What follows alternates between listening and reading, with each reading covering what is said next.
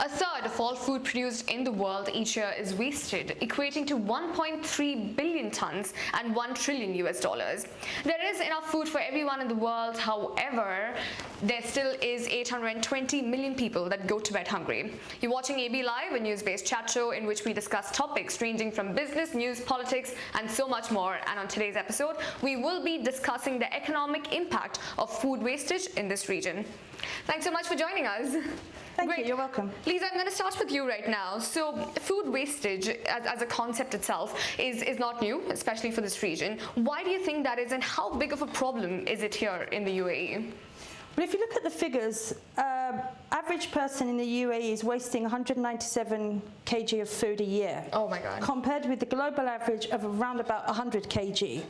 I think we can safely say that it's a bigger problem than other parts of the world in the UAE. Yeah. And I think that we all have a role to look at why that why that is. Yeah. From my perspective, you know, I'm a restaurant owner, so excuse me.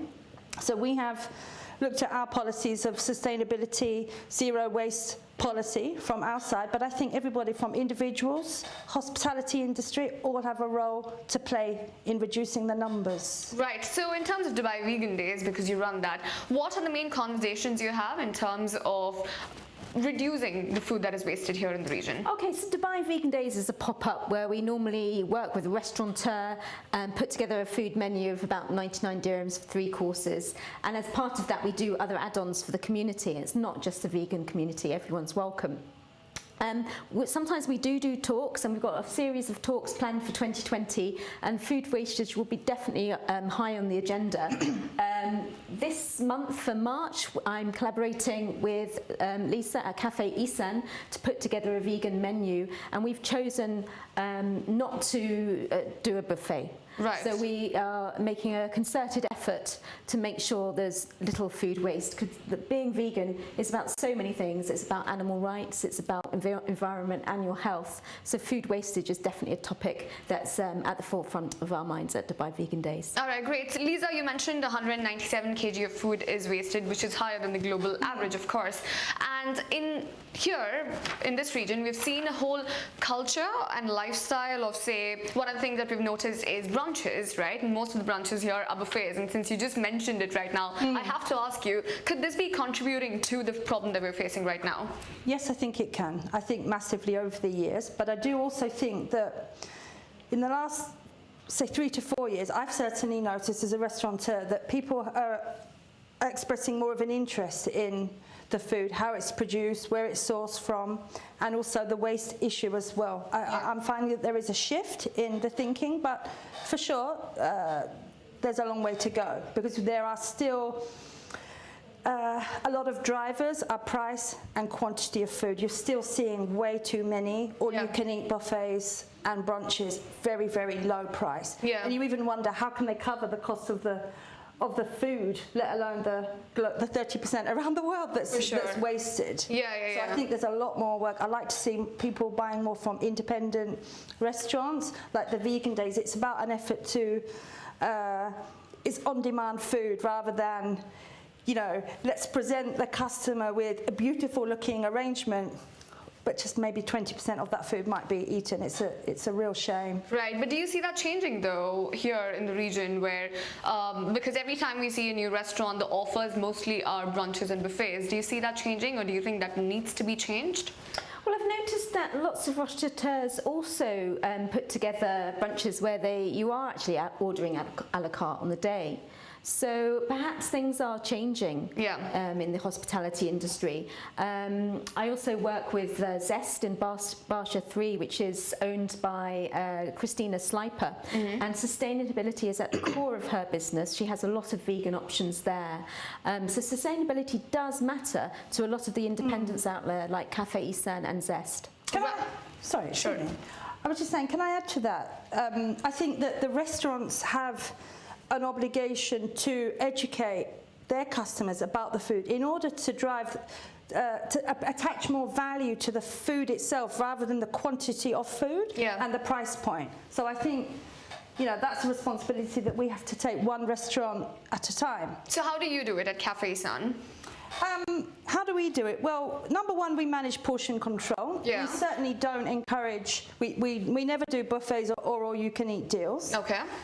We make sure that we cook with everything, as it were, so absolutely nothing is wasted. Yeah. Lots of things, to be honest, to answer that question. We have a lot of like bloggers and influencers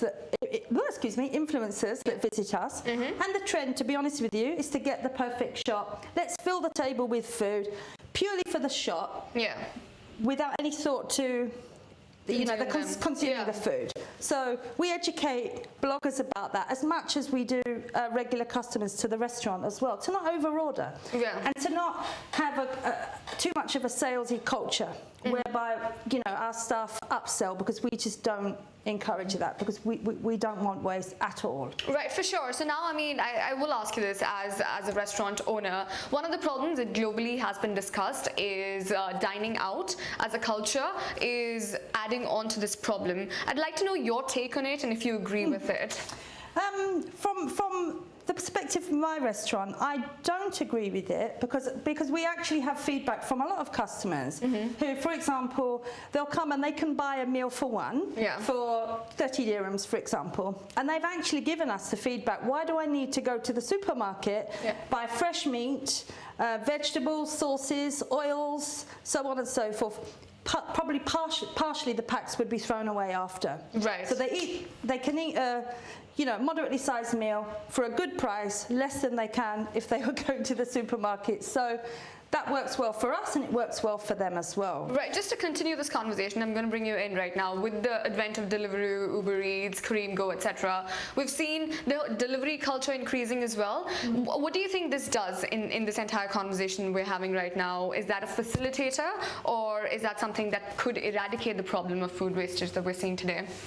Okay, so from a personal level, I dine out and order in a lot. I'm single, I don't have a family, my fridge is empty. Right. And I definitely agree with Lisa that it doesn't necessarily have to be unethical to dine out. I don't really have any food wastage because I'm buying stuff on a daily basis as I need it or dining out. Right. I'm not ordering food and leaving it. I'm often eating from the same independent restaurants a lot of the time. I'm supporting a lot of independent businesses and restaurants with great vegan options out there. Right. From a delivery perspective, I'm more conscious of the plastic waste or something like that would be delivered. So I'm quite careful about who I order from and what sort of packaging they have, more than food wastage. Right, and what do you think, Lisa? Well, likewise, we're conscious about the food packaging that we use as well. And we're working really hard to reduce the amount of plastic that we use. We keep to paper as much as possible. But I also agree, it's individual steps. Everyone has a role to play. How we purchase, our attitudes towards food. And I personally do feel that perhaps it's Instagram, perhaps it's social media enables consumers to have more of a connection with where the food comes from. Yeah. And I think that helps. But from an environment standpoint, what do you think all of these delivery apps do? Is that helping the cause or not? Actually, I don't think it is, to tell you the truth. No, I don't think it is, because I think it makes it much easier to order cheap food, which has a direct impact on the environment. The cost of transport, oil, the damage to the environment. Yeah. These are all negative, impacts of that technology, what it enables. Yeah, all right. And it also, I believe, drives prices down, which fuels the cycle of restaurants feeling that, in the UAE, 10,000 odd restaurants, feeling the need to drive prices down and offer more food, indirectly, fueling the sort of the buffet and all you can eat trends. Yeah, that's a very interesting take, because I haven't really heard a lot of people who've had anything negative to say about all of these Deliveroos, etc. But then it's very interesting to know that you come from that standpoint, and it's probably not the best option for the environment. It's not. But at this point, the UAE imports 90% of its food. We don't really grow our own food. So I think it is important for us to talk about this from a global perspective as well. So in terms of what can the UAE do and this region do to help that conversation and be a part of that conversation? Well, the UAE is introducing a number of things in terms of food security, and there's a lot of hydroponics and things out there, and warehouses where people are growing their own food with water. They're using organic matter. So there's actually high quality local food being grown here and sold here. Yeah. So again, it's always useful to support local. There is locally grown food here. All right. So do you think distribution at this point is a main problem? Because again, there is food for everyone if you just look at the global averages. But still there are, like I mentioned earlier, there are about 800 million people who go to bed hungry. So that is clearly a distribution issue than availability and accessibility issue, right? Absolutely, it is. Yeah. Without a doubt. And what do you think needs to be done to sort of just help that?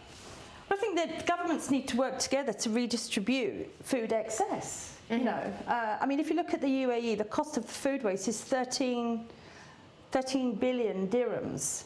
And although there are some great programs locally to redistribute the food, the 3 UAE food banks, for example, I don't see why there can't be a more global network of governments working together to balance out these gross inequalities of food poverty, actually. Yeah, for sure. So now when we're talking about the government stepping in, it's either through incentives or some sort of tax, basically, or penalties. So do you see that happening here? And is that good for the restaurant industry, which is already an oversaturated market today? We don't need any more taxes. Exactly. Taxes on soft drinks and unhealthy things, fine. Yeah. Don't have any issue with that.